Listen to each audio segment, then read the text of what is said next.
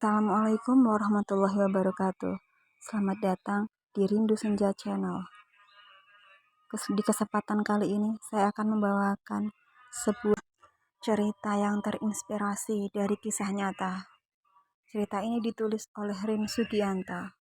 Bagi teman-teman yang ingin membaca kisah lengkapnya, bisa mengunjungi aplikasi KBM EPP. Petaka yang berawal dari seorang wanita yang tidak sengaja menemukan uang 50 juta.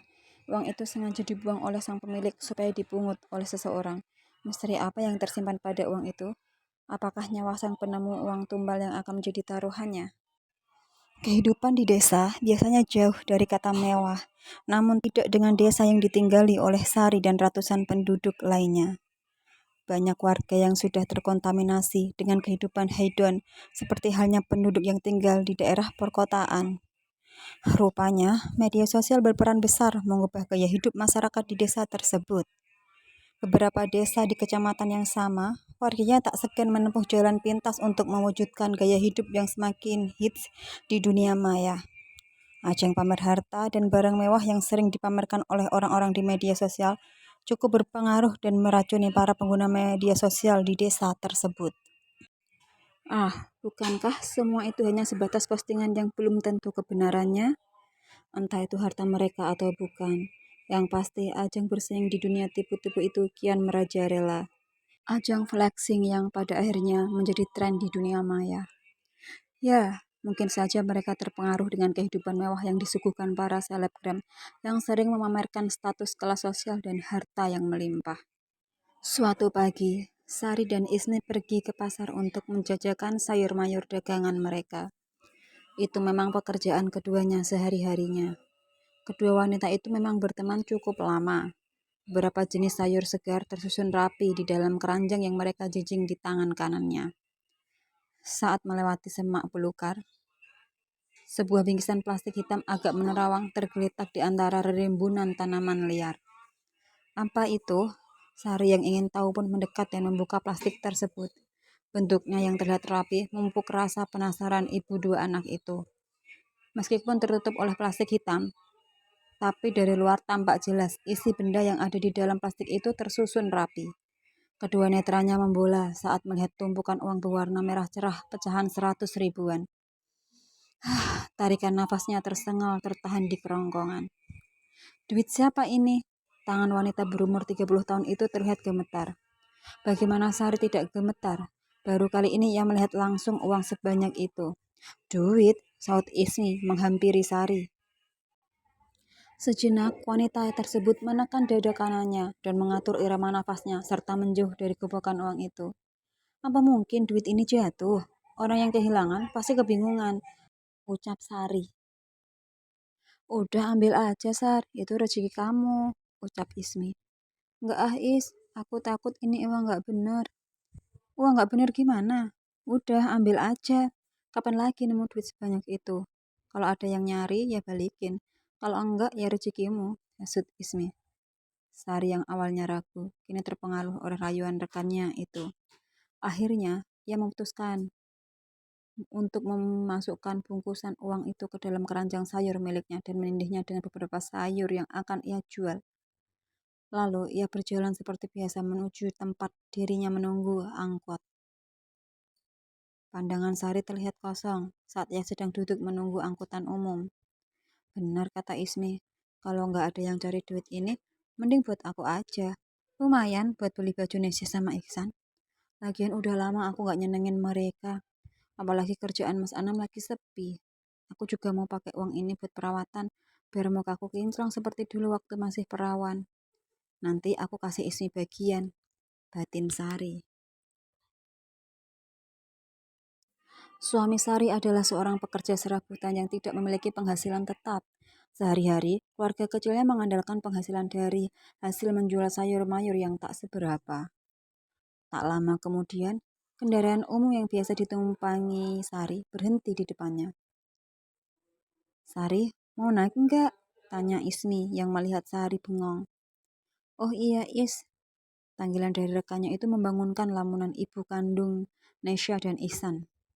Ia melangkahkan kakinya satu persatu memasuki kendaraan umum. Keduanya menaiki angkot yang sama. Setelah tiba di pasar, keduanya menuju ke lapak masing-masing. Sar, tunggu. Nanti kamu pulang duluan aja ya. Aku mau jenguk saudara sakit, ucap Ismi. Iya, Is. Hari itu, pasar tak seramai seperti beberapa hari sebelumnya. 3 jam kemudian, Sari memutuskan untuk pulang. Mbak Sari mau kemana? Tanya Mira, sang penjual bumbu.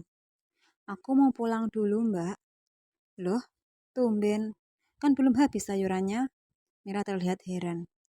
Tak biasanya, Sari pulang sepagi ini. Pantang baginya pulang dengan membawa barang dagangannya kembali.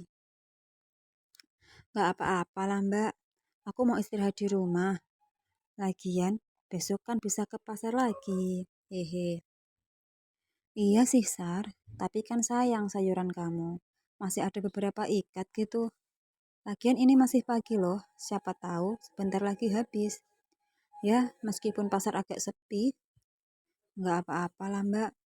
Ini sayur buat Mbak Mira. Sari memberikan seikat kacang panjang dan sebungkus labu siam dari hasil kebunnya. Sari memang tak mengandalkan sayur mayur dari hasil panen orang lain saja. Sebagian sayur yang ia jajakan di lapaknya adalah hasil dari kebun di belakang rumahnya.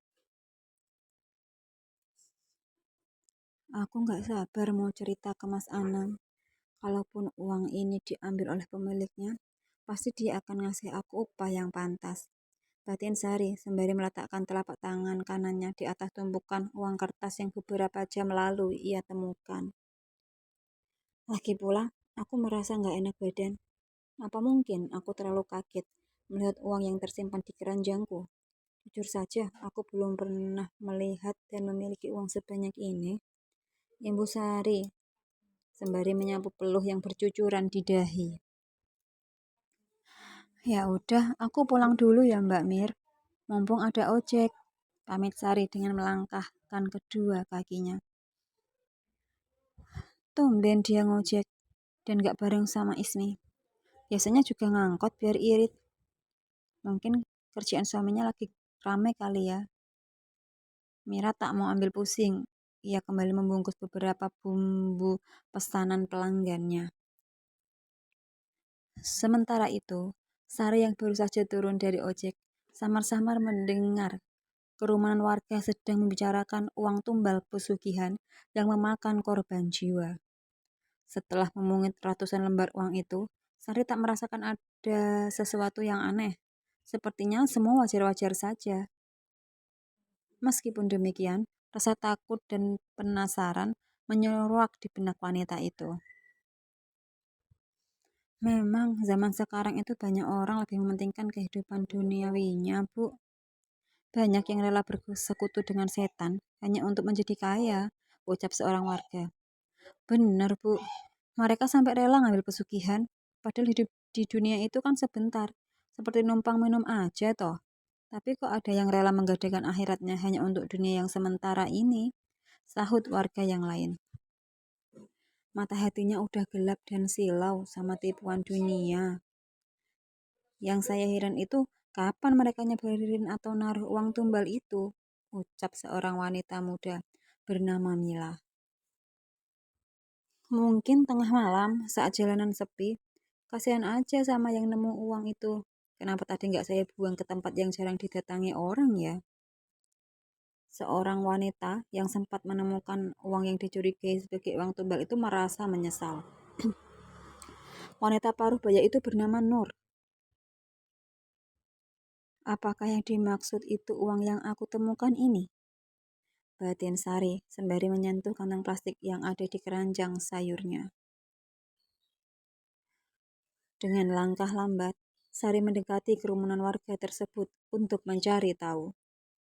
Di sudut lain, yang cukup jauh dari tempat Sari berdiri, sepasang mata terus mengawasi pergerakan wanita penjual sayur itu dengan sorot tajam. Bak binatang buas yang siap menerkam mangsanya. Apakah uang yang ada di tangan Sari itu uang tumbal yang dimaksud oleh warga desa? Lalu, siapa sosok yang sedang mengawasi Sari kala itu? Tunggu kisah selanjutnya di channel Rindu Senja. Terima kasih sudah berkenan mendengarkan cerita ini sampai akhir. Wassalamualaikum warahmatullahi wabarakatuh. Jangan lupa subscribe, komen, dan like supaya kami lebih bersemangat untuk mengunggah cerita lainnya.